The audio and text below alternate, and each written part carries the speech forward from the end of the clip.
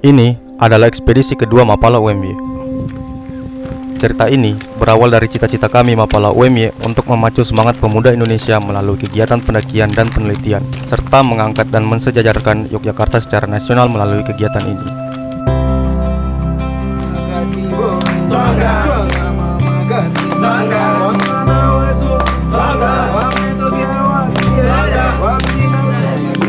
Kami akan memulai menapakkan kaki ke gunung tertinggi benua Afrika, Kilimanjaro.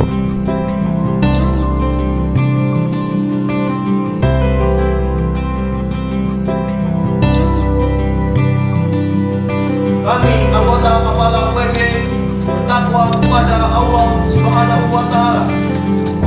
2. Kami anggota Mapala UMY rela berkorban membela kebenaran dan menegakkan keadilan.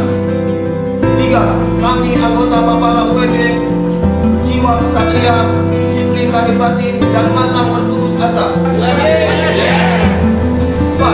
Kami anggota Mapala UMY siap membantu siapapun yang membutuhkan pertolongan dalam kebaikan. 5. Kami anggota Mapala UMY senantiasa cinta alam, perdamaian, keseimbangan, dan kesinambungan dalam melaksanakan tugas dan tanggung jawab.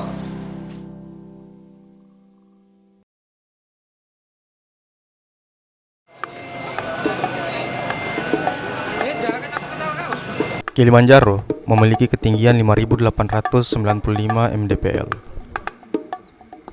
dan merupakan salah satu dari 7 puncak tertinggi di dunia. Keberangkatan kami dari Jogja menuju Jakarta dilepas langsung oleh Gusti Prabu selaku Ketua KONI DIY.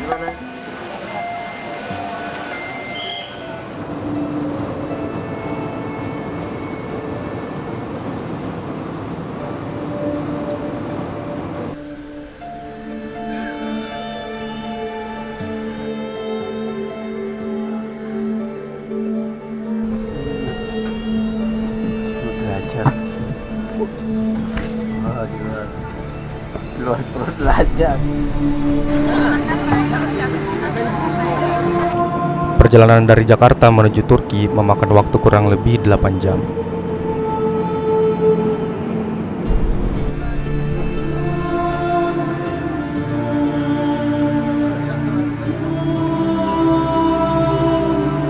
Sekarang kita udah sampai Turki. Di Turki nanti kita lanjut lagi ke Dar es Salaam. Jadi di Turki itu kita transitnya 13 jam. Sambil menunggu 13 jam kita mau jalan-jalan ke Istanbul. Nanti nunggu penerbangan lagi sekitar pukul 6. Jadi pukul 6 nanti kita terbang dari Turki ke Dar es Salaam. Setelah itu baru Dar es Salaam ke Tanzania untuk mengisi waktu.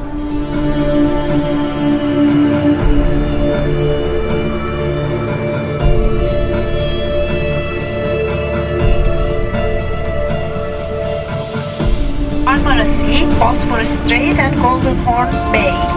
And it is also called historical because this tour will be a walking tour. Okay, we will do it by walking because everything is very close to it.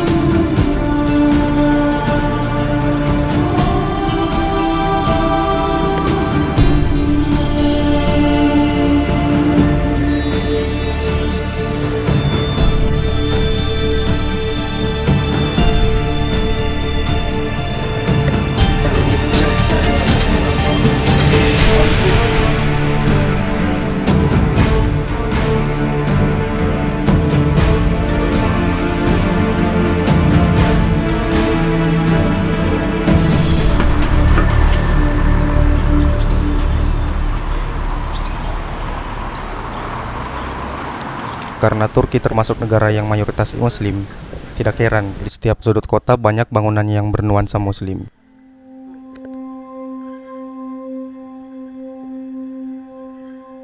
Tempat yang kami tuju di Istanbul adalah Hagia Sophia dan Blue Mosque, yang merupakan bangunan bersejarah umat Muslim. Hagia Sophia merupakan bangunan bersejarah, yaitu sebuah gereja utama Kristen Ortodoks yang dirubah menjadi masjid. Setelah Konstantinopel ditaklukkan oleh Turki Utsmani, di bawah kepemimpinan Sultan Mehmed II.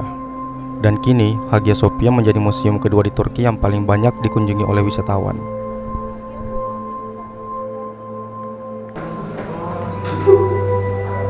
Speednya lambat banget ini. Karena dikit langsung kabur. Buat sholat Idul Fitri nggak ya?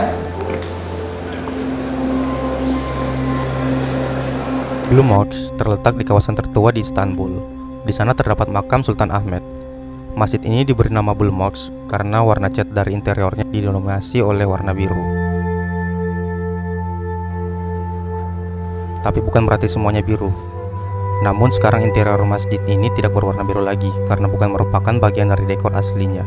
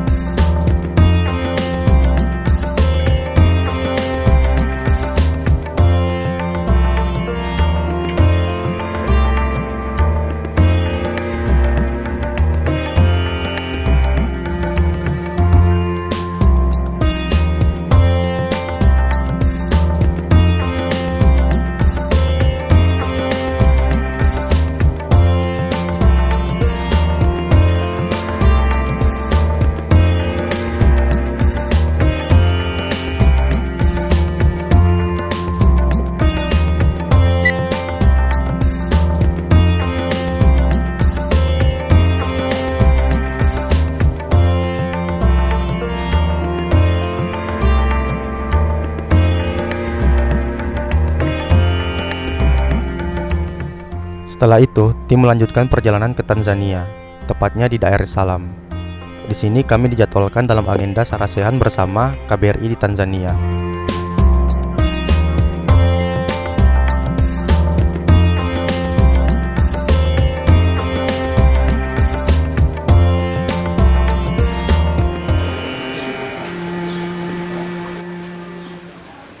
Ya, sebentar lagi kita akan berangkat menuju Dar es Salaam. Kira-kira memakan waktu tempuh 8 jam. Dan sebelumnya kita telah menghabiskan waktu yaitu berjalan-jalan menuju Museum Hagia Sophia dan lanjut ke Sultan Ahmed. Jambo bwana, habari gani? Nzuri sana, wageni wakaribishwa Kenya yetu, hakuna matata. Ngiti jambo bwana, habari gani? Nzuri sana, wageni wakaribishwa Kenya yetu, hakuna matata.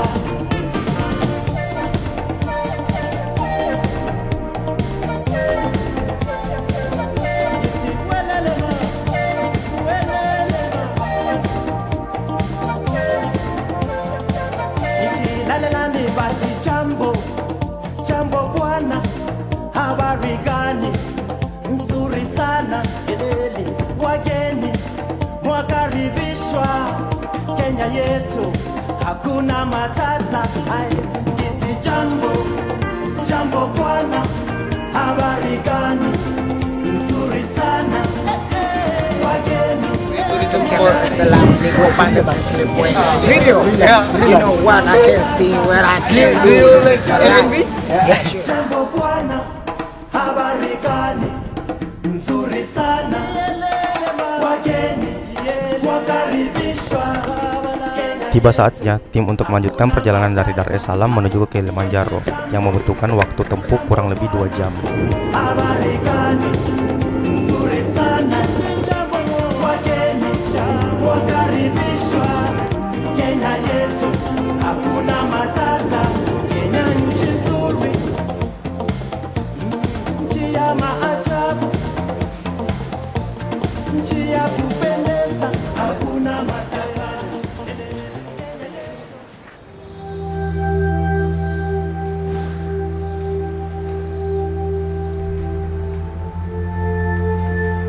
Di lereng selatan Gunung Kilimanjaro, gunung tertinggi di Afrika, hidup orang-orang Chaga.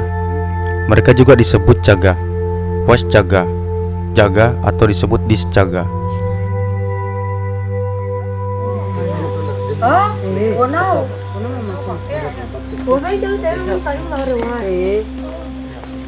Hidup di lereng selatan dan timur Gunung Kilimanjaro dekat dengan kota Moshi, kota tempat tinggal suku Chaga. Wilayah yang berada di dataran rendah dengan iklim yang cocok untuk pertanian. Mengunjungi Chaga Life Museum di Desa Marangu. Ada bangunan yang disebut Ki Hamba, adalah rumah adat suku Chaga, berada di tengah-tengah rumpun pisang. It means when the stone is rolling, it can't collect the moss there because it is very fast. It can't really hide in the bedroom. So they started Ki Hamba terbuat dari rumput kering yang tebal. marrying. Pada bagian di dalamnya terdapat susunan kayu yang ditumpuk dengan melekatkan rumput kering. Berbentuk kerucut serupa rumah Papua dengan pintu pada bagian depan tanpa penutup berbentuk melengkung. So in that year 1400, they started now settling, building such huts using flexible sticks inside and outside by touching. Bagian puncak Ki Hamba terdapat wadah tanah liat yang difungsikan untuk menampung air. Tapi tak semua Ki Hamba terbasang wadah pada puncaknya. For touching huts, the shoots to indicate that it is fermented. It's already making fermentation. Di sekeliling Ki Hamba ditanami nanas secara memutar. Karena daun nanas yang tajam dan berduri melindungi Ki Hamba dari serangan binatang seperti tikus dan ayam.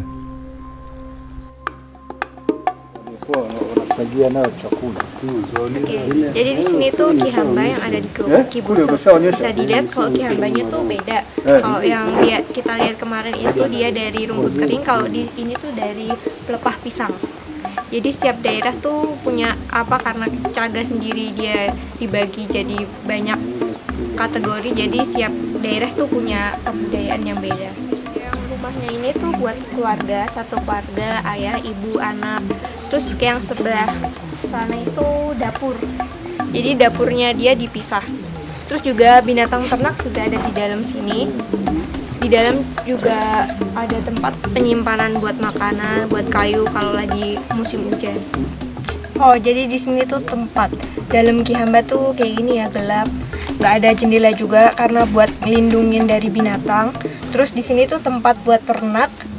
Terus sebelah sini tuh dia buat tempat tidur. Biasanya bagian depan buat tempat tidur ayah. Oke, ini tuh pisang kering ya. Ini pisang keringnya tuh karena ada kayak makanan khasnya, dia tuh ngeringin pisang di sini digantung. Terus dia ntar kalau emang mau masak tinggal diambil pisangnya dan dimasak. Masih di Marangu, tempatnya di Goa kuno Chaga pada masa lalu, tepatnya 200 tahun yang lalu. Pada awalnya, Chaga dan Masai hidup berdampingan dengan rukun dan tentram. Chaga hidup di atas, tepatnya di lereng gunung Kilimanjaro. Mereka mengolah tanah dan menanam pisang. Dan Masai hidup di dataran rendah, mengasuh ternak. Hidup berdampingan dan saling memenuhi kebutuhan masing-masing. Tapi ketika masa kering tiba, Masai akhirnya membuat jalan ke atas gunung dan mulai menjatuhkan para suku Chaga untuk mengambil makanan dan air, bahkan menjadikan mereka budak. Semakin hari semakin keterlaluan, akhirnya Chaga membangun tempat perlindungan dalam tanah untuk menghindari serangan Masai. Setiap warga yang tinggal memiliki ruangan sendiri-sendiri untuk satu keluarga. Because under the ground there is a special chamber for warriors. There they used to stand three men who are warriors.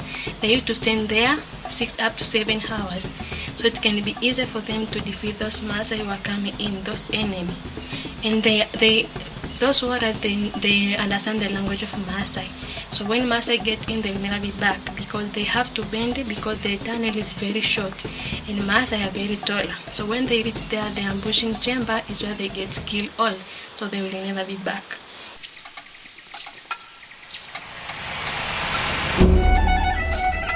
Berwisata ke alam desa Materuni. Di perjalanan menuju desa yang tidak terlalu jauh dari kota, hanya sekitar 45 menit, kita sampai di Materuni dan harus berjalan untuk menikmati air terjun. Di desa Matiruni ini, di sepanjang jalan banyak tumbuhan yucca plant sebagai batas pohon-pohon kopi yang tumbuh berdampingan dengan pisang, dan di bagian bawah terdapat sayur. Mayoritas dari mereka adalah petani. Mereka menanam pisang dan kopi. Ada pula orang Caga sudah pergi merantau menyebar di kota mereka berbisnis untuk memenuhi kebutuhan anak, pendidikan terutama, dan lainnya. Untuk masyarakat Caga sendiri, memang mereka membutuhkan tanah untuk menanam pisang, kopi, dan tanaman lainnya. Perjalanan ke air terjun terasa sangat panjang dan lama karena letaknya cukup jauh dan juga melewati bukit-bukit dengan banyak pohon kopi dan pohon besar berbagai jenis. Pemandangan indah, air terjun menyapa, dan lebih indah lagi karena tak ada sampah yang berserakan sepanjang sungai dan air terjun. Benar-benar tak rugi, berjalan cukup jauh melewati gunung, sungai mengalir indah dan bersih. Waterfall ini, air terjun ini fungsinya buat suku Caga itu banyak. Dia percaya kalau waterfall ini tuh pemberian dari dewanya. Jadi dia di sini tuh buat cari air, buat cuci baju. Supaya air ini tuh benar-benar buat menghidupi desa yang ada di sini.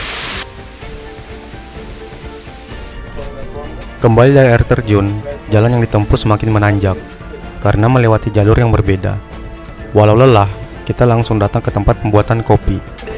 Memasuki sebuah rumah warga, terlihat peralatan membuat kopi tradisional tertata apik.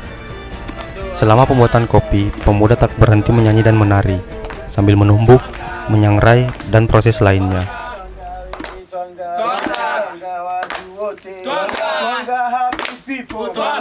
Jadi mereka ini kalau buat kopi sambil nyanyi, dan yang pertama membuat itu cewek dulu, baru ntar giliran cowok dan lain-lain.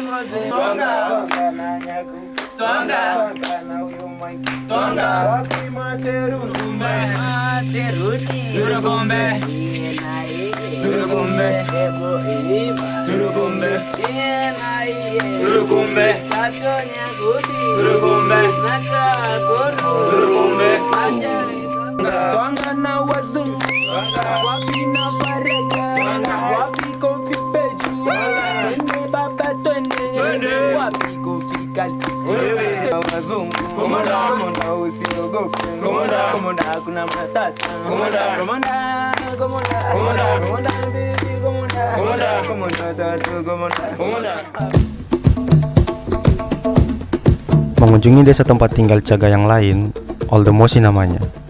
Ada sebuah bangunan yang dulu digunakan sebagai kantor Jerman. Oke, hari ini kita bakal pergi keliling kota Mosi, mengunjungi tempat-tempat yang emang original dari Mosi. Ketika Jerman tak lagi menguasai, bekas bangunan digunakan sebagai sekolah dengan nama Kolila High School. Nama Kolila datang dari nama Arab Ko yang berarti untuk, dan Lila adalah sebuah nama. Sekolah ini mulai ditutup sejak 2015 karena ada masalah dengan pemerintah.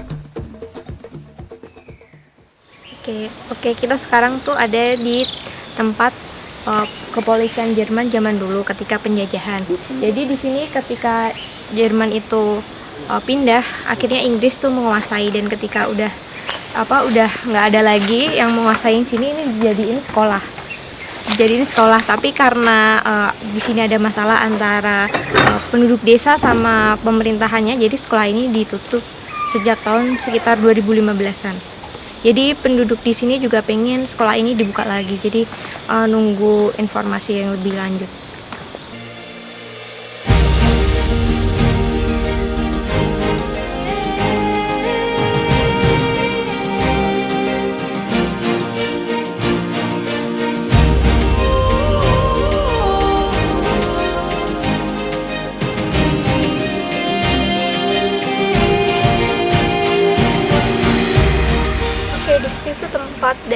Tempat namanya ada kepala suku namanya Meli, dia itu yang bener-bener ngelawan Jerman di sini. Jadi sama Jerman dia itu digantung di sini sama orang-orang lainnya yang support dia.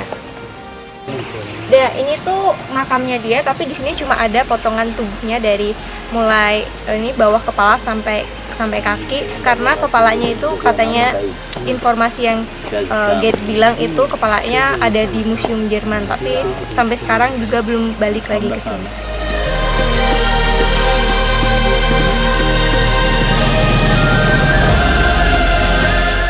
Masuk ke Caga Kristen pertama kali tahun 1885. Tapi sebelumnya orang bernama Johannes dari barat sudah datang ke Caga antara tahun 1848 sampai dengan 1849 untuk berbicara kepada ketua suku Caga tentang Kristen, bahwa Caga harus memiliki Tuhan yang akan menunjukkan jalan.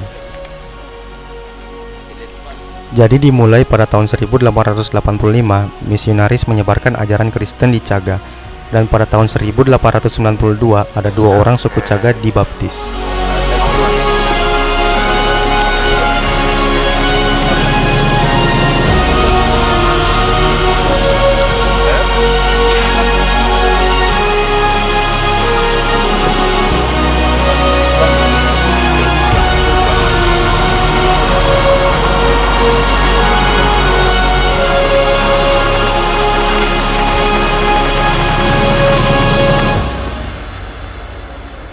Sedangkan Islam masuk melalui kafilah perdagangan. Mereka datang dari Tanga, Dar es Salaam, Korogwe, dan Zanzibar untuk berbisnis, dan akhirnya Islam menyebar ke Caga. Islam mempersatukan suku Caga dari berbagai wilayah, tak hanya suku Caga, tapi juga suku lainnya. Sekitar 40% warga Mosi adalah Muslim. Di suku Caga sendiri hanya 1% saja warga yang beragama Muslim. Cukup banyak masjid di kota Mosi, dan yang besar serta paling tua adalah Masjid Riyada. Masjid ini berada di tengah keramaian kota Mosi, terletak di tempat yang strategis.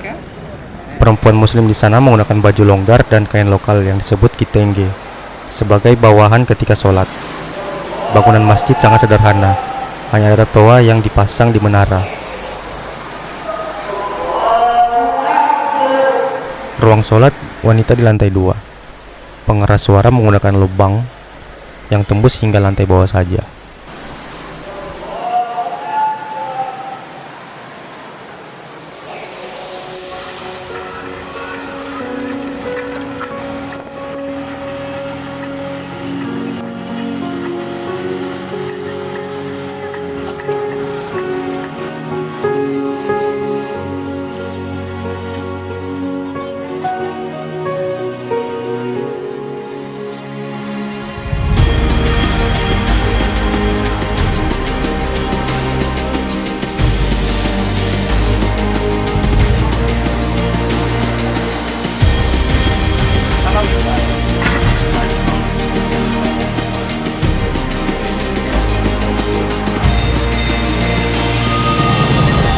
Setibanya di Kilimanjaro, tim melakukan briefing dengan operator mengenai pendakian.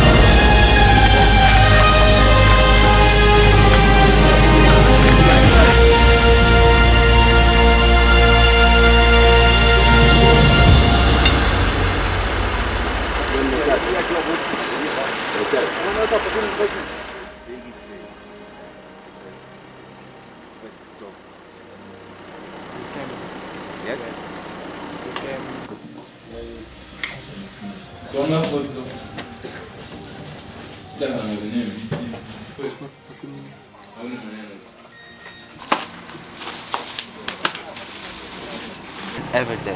Yeah. Okay. Until the last day. So don't worry about that. Yeah. They're in safe hands. Yeah. No problem. Bawa nama Allah aja. Mari kita berdoa semua diberi keselamatan, kelancaran, kesuksesan. Bukan hanya muncat, tapi balik selamat. Paham ya? Paham.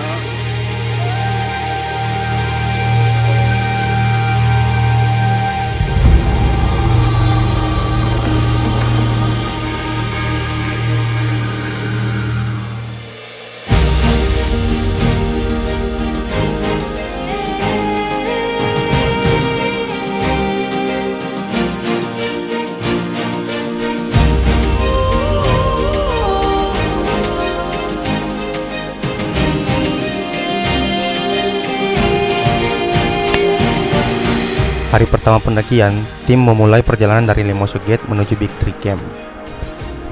Selama perjalanan, kami melewati hutan dengan vegetasi yang sangat lebat dan indah. Cuaca selama perjalanan cukup cerah dan mendukung.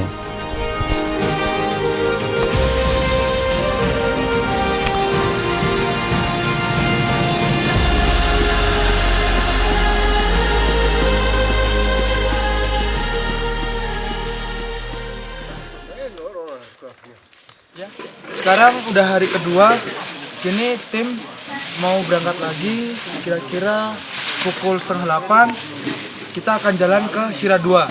Jadi dari Big Tree Camp kita akan ke Sira 2 sekitar 8 jam perjalanan. Jadi nanti setelah 4 jam perjalanan kita akan makan siang, dan setelah makan siang 4 jam perjalanan lagi baru sampai ke Sira 2.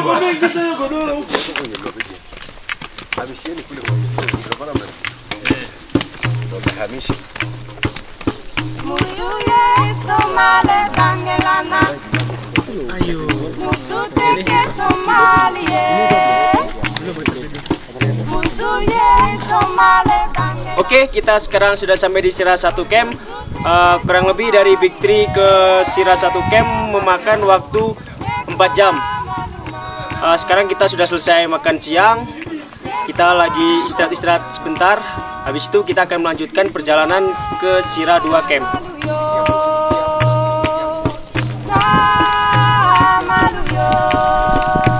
Hari kedua pendakian, kami akan menuju Sira Camp 2 yang membutuhkan waktu selama 8 jam dan cukup menguras tenaga. Kondisi perjalanan hujan rintik.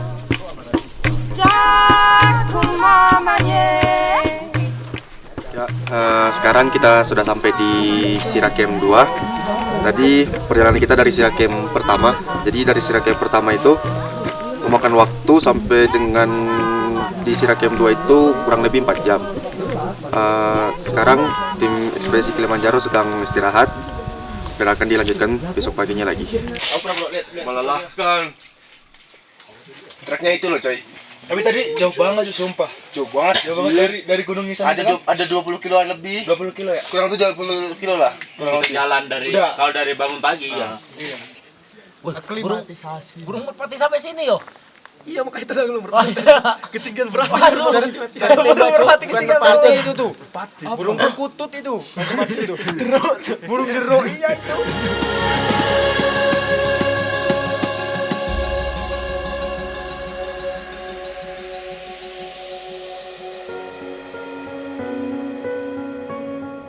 Oke, sekarang hari ketiga. Kita sekarang berada di Sira Camp 2. Mungkin tim akan melanjutkan perjalanan ke Barangko Camp. Itu memakan waktu 6 jam.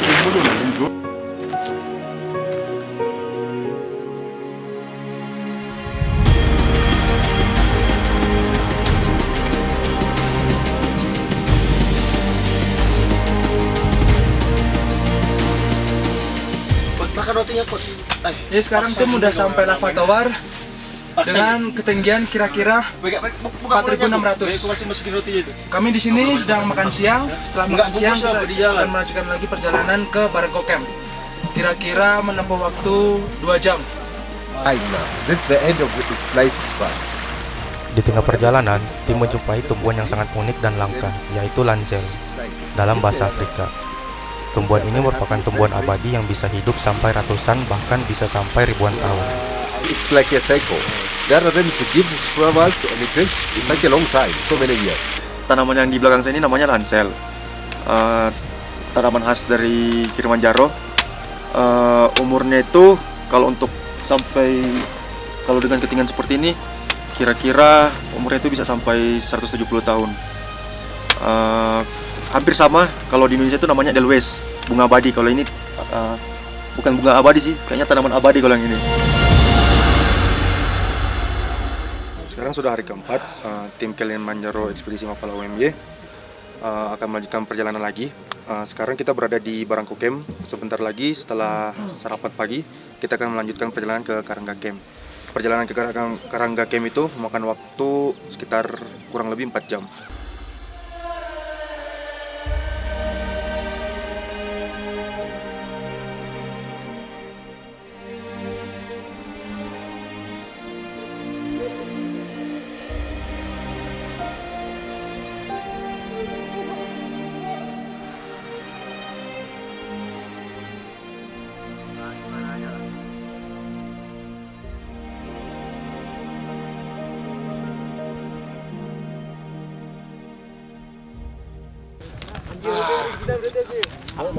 Sekarang kita udah sampai di Karanga Camp dengan kurang lebih waktu dari Barangko ke Karanga 4 jam.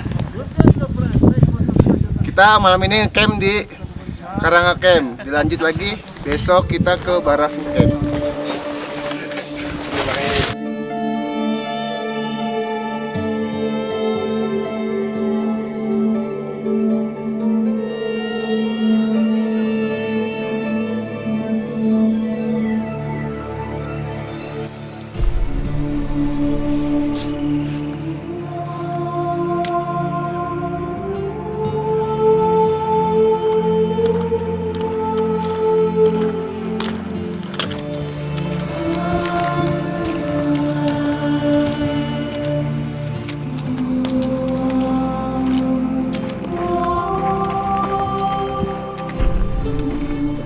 Di hari kelima, perjalanan cukup santai. Dari Karanga menuju ke Barafu membutuhkan waktu selama 4 jam.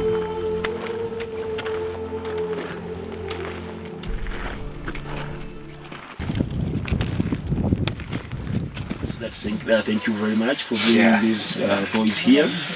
So now this is the summit.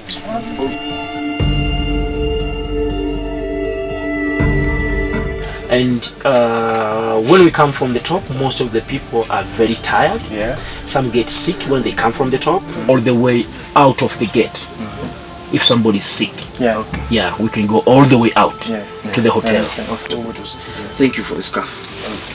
Yes. Turun dulu kita. Hidup Mapala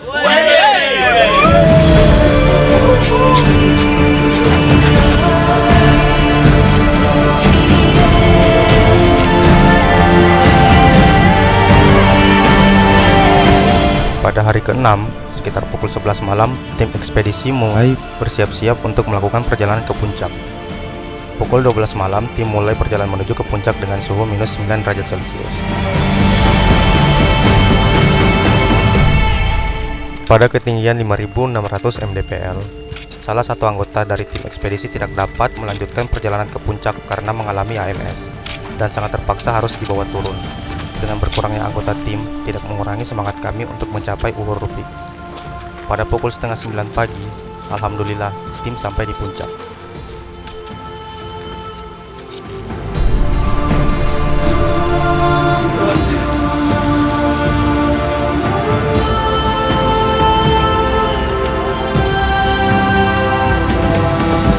Wahai Bima, jika kau benar-benar ingin tahu arti kesempurnaan hidup, maka gurumu Durna ini menyuruhmu, carilah kayu gung susuing angin dan temukanlah jati dirimu. Bima, kayu gung susuing angin bermakna segala sesuatu harus diiringi dengan usaha dan doa. Maka dari itu, setiap ucapan, perbuatan, tindakan, pikiran adalah jati dirimu yang sebenarnya.